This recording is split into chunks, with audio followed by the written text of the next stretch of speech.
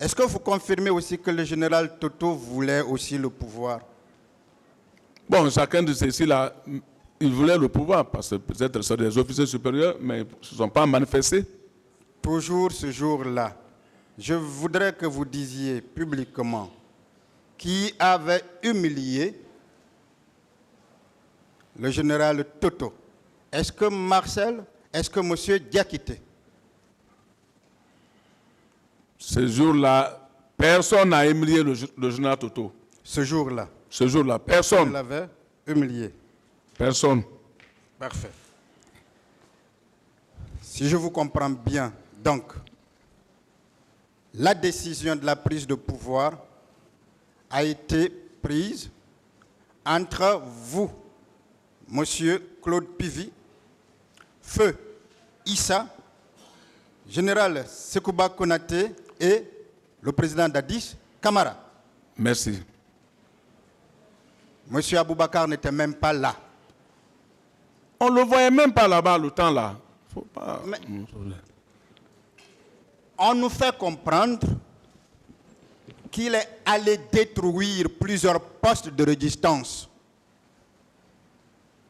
On est même allé jusqu'à penser qu'il était extraterrestre et qu'il avait juste pris sur lui un corps humain.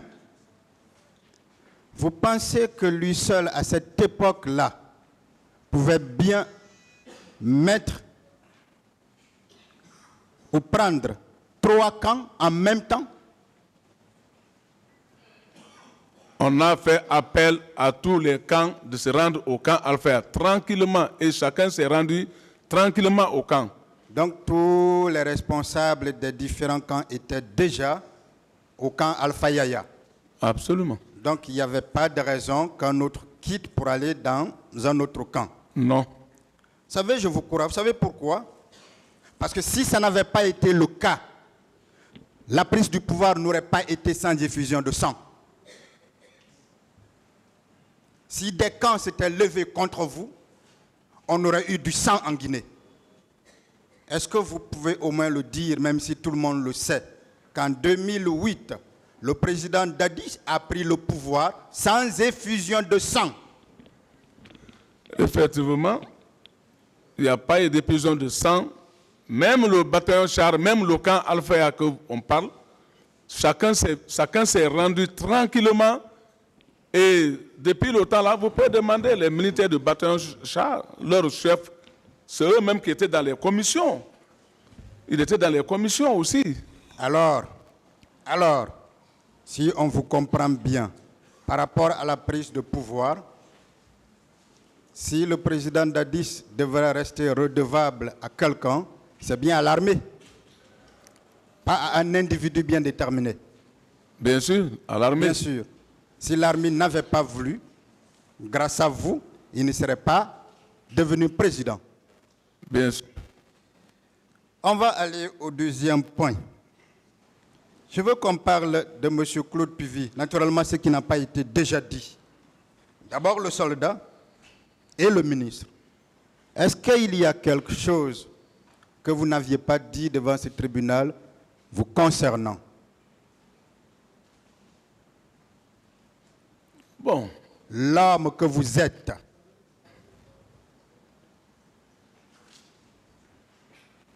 On en parlé d'autres ici, devant ce tribunal. D'autres choses que vous avez fait pour le bien de notre pays. D'abord, j'ai bien dit que dans ce pays, même l'agitation entre les races au niveau de Zérekoré, quand il y a eu des problèmes là-bas, oui. C'est moi et le colonel Tebro qui a fait le déplacement ici, où nous nous sommes rendus à Zérekoré, où il y a eu plus de 200 et quelques morts. Et nous avons signé les recherches et on a mis la paix et on a essayé de donner la main entre les citoyens de Zérekoré. Tout le monde est devenu même famille. On a fait ça plus de 8 mois, on est basé à Zérekoré, moi et le colonel Tebro. Est-ce qu'une personne capable de piller de pauvres populations peut bien se permettre d'accomplir un tel acte républicain? On ne peut pas. Si on n'a pas aidé ce peuple-là, on ne peut pas le détruire. Parfait. Dites-moi, Vous avez servi, je vais revenir sur certaines choses par rapport aux soldats que vous êtes. Vous avez servi le régime du feu président Lansana Conté. N'est-ce pas? Bien sûr. Est-ce qu'à un moment donné, le pouvoir de Conté allait vaciller si vous n'aviez pas été là? D'abord, j'ai bien dit que d'abord, tout le monde en sait, en ville ici, je vais toujours le respect du président en tant que père. Sinon, il y avait un temps qui est arrivé, j'ai commencé d'abord, lorsque le palais a été attaqué, ils ont envoyé... En quelle année? Allez-y. Oh, bon. C'était en 96, non? Non, je crois le 2 ou 3. Allez-y. Le 2 ou 3 février. Ok. Quand il y a eu l'attaque au niveau du palais, la fois passée, il y a un des doyens qui a parlé de Wanwaran.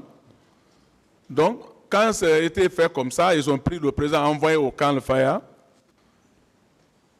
C'est moi encore qui ai été l'auteur pour sauver le journal Conté là-bas, au niveau du camp Al-Faya. Ce jour, qu'est-ce qui s'est passé? Lorsqu'il a été arrêté, il était au camp Al-Faya, il a fait quelques jours. Alors, il s'agissait d'aller le terminer au niveau de l'hygiène militaire. Donc, le matin, tous les officiers supérieurs ont fait le rassemblement devant le drapeau du camp Al-Faya, où il y avait les Gbago Zoumangui, les Vamra Oulari, ainsi de suite. Moi, en tant que caporal-chef, je suis allé à Bata, j'ai organisé au moins 5 de nos hommes. J'ai dit, on ne peut pas rester ici, ils vont essayer de faire du mal à notre président parce que c'est à son temps que nous, on a été recrutés dans l'armée. Allons-y, on va essayer de crier fort au niveau du bataillon et on va essayer de dégager. C'est comme ça on a été pour crier au niveau du bataillon et on a dégagé tout ce qui avait déjà préparé contre le général Conté. On l'a demandé de venir au drapeau, de s'adresser à nous, les militaires, et on est prêt à le défendre, et on l'a défendu, et je l'ai pris, je l'ai confié dans un lance-grisère de l'hôpital, j'ai dit accompagne le président au BKG. À ce moment-là, vous n'étiez que caporal-chef, hein? J'étais qu'un caporal-chef. Est-ce que là n'est pas l'expression d'une loyauté vis-à-vis de celui-là qui était le premier magistrat du pays, ou le commandant en chef des forces armées? En le faisant, vous vouliez indiquer à toute l'armée que vous êtes loyal, n'est-ce pas? Ça, c'était mon premier devoir, loyal. Est-ce que c'est le seul devoir accompli vis-à-vis de feu général Lansana Conté? J'ai dit bien le 2 ou 3 après. Ça, c'était le premier acte. Deuxième acte, c'est lorsque j'ai été désigné en l'an 2000, je crois 6 ou l'an 2007. Bon. Quand j'étais désigné comme porte-parole de l'armée, ça faisait le deuxième, où encore l'armée a eu confiance en moi de me désigner comme porte-parole. Et ce jour-là, j'étais avec l'armée, mais j'étais en tête du mouvement. On est venu plus d'une semaine pour pouvoir franchir le pont 8 novembre. C'est quand j'ai décidé, j'ai dit demain, je vais franchir ce pont-là, quelle que soit l'arme. Et j'ai franchi le pont 8 novembre devant tout le monde, avec des milliers de tirs qu'ils ont faits. Tous les militaires de ce temps-là, je les ai laissés à quelques 100 mètres. Je dis, laissez-moi seul, je vais aller jusqu'à là où ils sont assis derrière le pont 8 novembre. S'ils veulent, je vais leur montrer des exemplaires. Je suis venu, ils ont tiré sur moi fatigué, moi je suis venu. Finalement, j'ai fait appel à mes hommes. Moi, je les ai désarmés, ceux qui étaient là-bas. J'ai pris certaines de leurs armes. Et les restes, ils ont replié. C'est-à-dire, quand on dit replié, ils ont fui, ils sont allés vers le BKG pour aller dire au président que l'adjudant-chef, parce que à l'époque, j'étais adjudant-chef, ils disent que l'adjudant-chef n'a pas voulu nous respecter. Donc, il faut qu'ils viennent par là. Je dis, si le président n'est pas assis, moi, je ne respecterai jamais personne. Parlez des faits maintenant, maître. Si, Monsieur le Président, ça fait partie des faits. Ça ne fait pas partie des faits. Ça fait partie, Monsieur le S'il Président. vous plaît, revenez sur les faits maintenant. Je suis de la défense, Monsieur le Président. Revenez sur les faits. On C'est pas veut une montrer, discussion. on veut présenter une autre personne devant vous. Il faut que notre rôle, nous le présentons autrement devant vous. Vous pouvez me retirer la parole et là nous prendrons nos responsabilités en tant que défense, mais vous ne pouvez pas m'empêcher de jouer mon rôle. Revenez sur les faits, maître, s'il vous plaît. Je ne discute pas avec vous. Monsieur le Président. Revenez sur les faits. Je suis très courtois, je ne discute pas. Vous avez la Mais parole je vais pour les continuer questions. mes questions. Pourtant, vous le Monsieur faites. Claude, Hein. Revenez, Monsieur posez des Claude, questions. On Oui. avance. Monsieur Claude, je Oui. dis justement avec des questions d'ailleurs. Après cet acte-là, qu'aviez-vous encore posé comme un autre acte de bravoure? Revenez sur les faits. Monsieur le Président, vous ne N'insistez pouvez pas. Ça n'intéresse pas Non. le tribunal. Revenez sur les Non, ça faits. intéresse la défense. Monsieur le Président, vous ne pouvez pas imposer à la défense une stratégie. Ça, vous ne pouvez pas. J'ai suivi ce procès-là du début à la fin. Tout a été dit. Vous ne pouvez pas m'empêcher de ne pas poser mes questions. Personne ne vous empêche C'est ce de que vous poser êtes des en train de questions, faire. s'il vous plaît. C'est ce que vous êtes en train de S'il faire. vous plaît, vous n'avez ne plus la pouvez pas non parole. plus S'il m'embrouiller, vous plaît, Monsieur le vous n'avez Président. plus la parole, maître. S'il vous plaît. Allez-y. Ce n'est pas un débat que j'engage entre vous et le tribunal. Ce tribunal a la direction des débats. Ce n'est pas une partie de décider de la direction des débats. Si le tribunal constate que les faits ou la direction prise par une partie n'apportent rien au débat, le tribunal peut bien le cadrer et lui demander de prendre la bonne direction. Et c'est ce que le tribunal est en train de faire.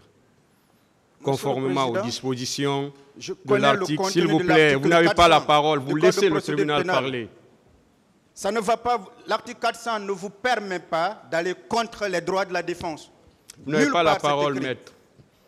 Vous continuez dans ce sens, le tribunal sera obligé de vous dire de quitter la salle. Il y a aucun Parce que souci. vous n'avez pas la parole. Ça fait partie des pouvoirs du tribunal.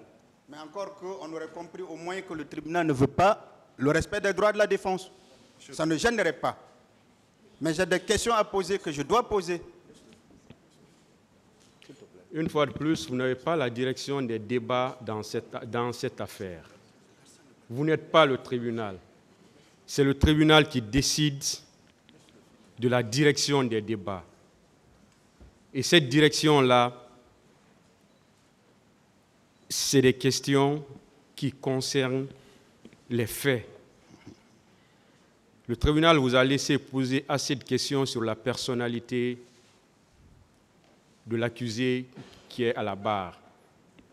Une fois de plus, si le tribunal vous dit de revenir sur les faits, vous ne devez même pas discuter. Parce que vous êtes en train de partir dans un sens qui n'apporte rien au débat.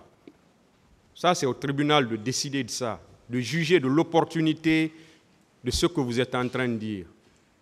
Ce n'est pas une stratégie. Ce tribunal ne peut pas donner une stratégie et ne donnera jamais une stratégie à une quelconque partie dans le sens de poser des questions. Et le tribunal ne l'a même pas fait. Tout ce que le tribunal a demandé, c'est de poser des questions qui vont dans le sens des faits. C'est tout ce que le tribunal vous a demandé. Si vous engagez maintenant des débats ou des discussions avec le tribunal, ça devient autre chose. Parce que depuis le début de ce procès, c'est ce que ce tribunal est en train de faire. Toutes les parties qui prennent la parole et qui vont dans un sens qui n'apporte rien au débat, le tribunal est en droit, je le dis encore, conformément aux dispositions de l'article 400 du Code de procédure pénale, que nous connaissons tous, le tribunal est en droit d'arrêter toutes les parties qui se hasarderaient à emprunter un chemin qui n'apporte rien au débat.